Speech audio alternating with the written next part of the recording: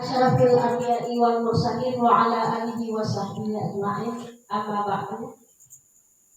Kata-kata penghormatan saya kepada Bapak Kepala Sekolah SD Negeri 10 Pongsabe, kepada rekan teman sejawat dari SD 7 Pongsabe yang telah berhadir pada hari yang berbahagia ini, dan kepada teman-teman sejawat satu sekolah yaitu SD Negeri 10 Pongsabe yang saya hormati.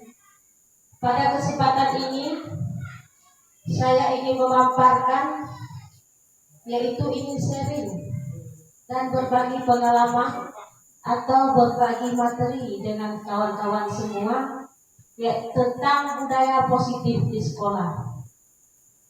Bagaimana nanti kita akan meraih budaya positif ini di sekolah kita.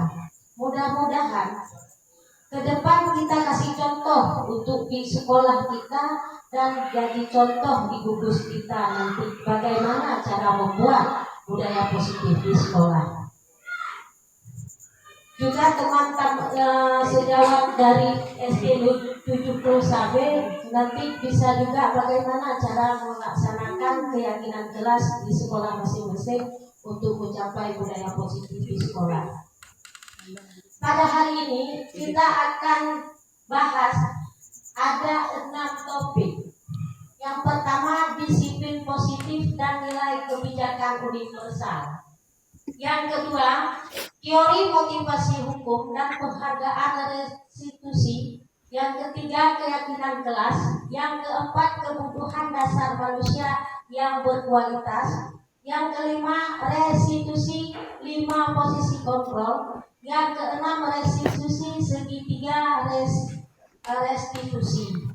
Jadi semua ini dari 1 sampai 6 berkaitan semua, yaitu sehingga menjadi budaya positif di sekolah dari ke-6 tersebut. Kita lihat satu persatu. Apa itu budaya kontrol? Apa itu teori kontrol? Menurut William Glasser, dalam teori pilihan mengusulkan bahwa manusia mampu mengendali diri. Kontrol perilaku seseorang hanya dapat dikendali oleh diri sendiri. Otak dan pikiran kita memungkinkan kita kontrol berperilaku dalam diri sendiri. Apapun yang merasa di dalam diri kita, baik anak maupun guru, itu kadang-kadang lost control. Mungkin saya sendiri lebih parah daripada teori tersebut, lost control. Begitu juga dengan anak-anak, karena perilaku itu terdapat pada diri anak sendiri atau pada diri kita sendiri. Teori kontrol menyatakan bahwa semua perilaku memiliki tujuan, bahkan terhadap perilaku yang tidak disukai. Contoh kejadian masalah di dalam kelas kita masing-masing. Pada dasarnya kita dapat memaksa murid untuk berbuat sesuatu jika murid tersebut memilih untuk tidak melakukannya. Nanti kita lihat prakteknya bagaimana.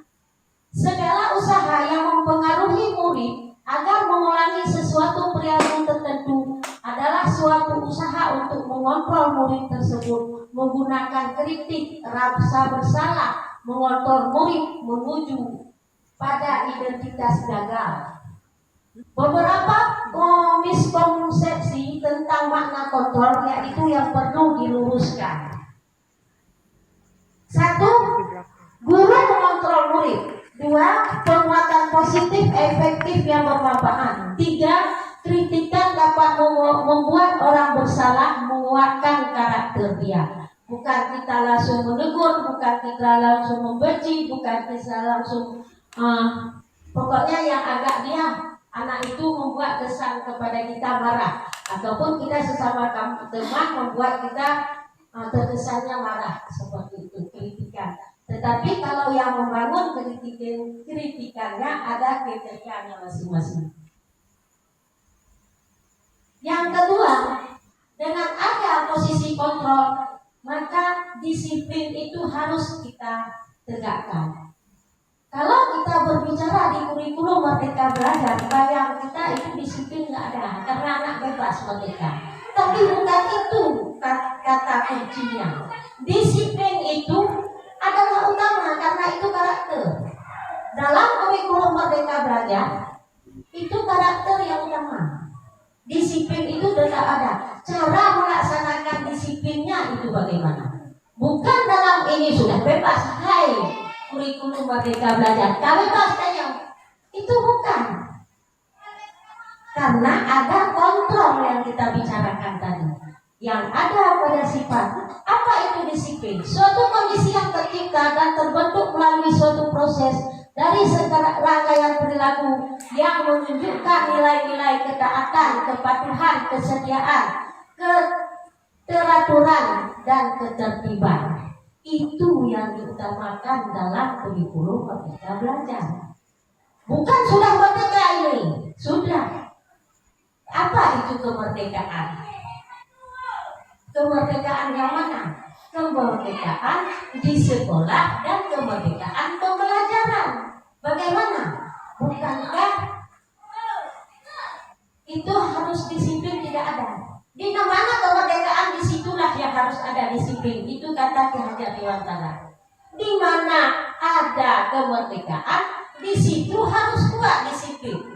Sungguh pun disiplin itu bersifat self-discipline, yaitu kita sendiri yang akan diwajibkan kita dengan sekeras-kerasnya, tetapi semua itu sama saja. Sebab jikalau kita tidak cakap dalam melakukan, kita sendiri wajiblah menguasai disiplin diri kita sendiri dulu. Sebelum mendisiplinkan anak, disiplinkan diri sendiri dulu. Kalau diri sendiri tidak disarafil anbiya'i wal mursalin wa ala alihi wa sahbihi ajma'in, amma ba'du. Suci tahu tidak kenapa ibu panggil kemari? Kenapa? Tidur dalam kelas. Kalau menurut kenapa Suci tidur dalam kelas? Ngantuk. Kenapa ngantuk? Nah, telat tidur. Telat tidur. Jadi kenapa Suci bisa terlambat tidur? Ikut bunda pergi zikir. Pulangnya jam berapa? Jam 12 malam. Kira-kira kenapa Suci mau pergi zikir? Karena bermanfaat. Manfaatnya apa? Bisa mendekati kita dengan Allah. Bagus sekali. Jadi kalau menurut Suci tidur dalam kelas itu bagus tidak? Tidak. Kenapa? Karena tinggal pelajaran dan mengganggu teman. Suci masih ingat dengan keyakinan kelas kita? Apa? Salah satunya tidak tidur di kelas, takut mengganggu teman dan tinggal pelajaran. Ya, ibu pernah juga membuat kesalahan. Ibu pernah juga membuat kesalahan, tetapi sesudah ibu membuat kesalahan, ibu teringat bahwa membuat kesalahan itu dapat merugi kita sendiri. Ya, salah satunya kita yang sudah kita kesepakati membuat keyakinan kelas. Jadi tidak boleh tidur di dalam kelas karena dapat mengganggu orang lain dan tinggal pelajaran. Kira-kira Suci ke depan mau berubah tidak? Bagaimana perubahannya? Tidak tidur di kelas lagi dan ingat kembali kepada keyakinan kelas kita. Ya, terima kasih. Semoga anak ibu menjadi anak yang baik dan anak. Assalamualaikum warahmatullahi wabarakatuh. Perkenalkan, nama saya Sujita Arnisa. Saya dipanggil sama Bu Kasna karena membuat kesalahan tidur di dalam kelas. Saya berjanji setelah dipanggil sama Bu Kasna, saya tidak akan tidur dalam kelas lagi karena dapat mengganggu teman dan tertinggal pelajaran. Dan saya ingat dengan keyakinan kelas. Terima kasih. Assalamualaikum warahmatullahi wabarakatuh.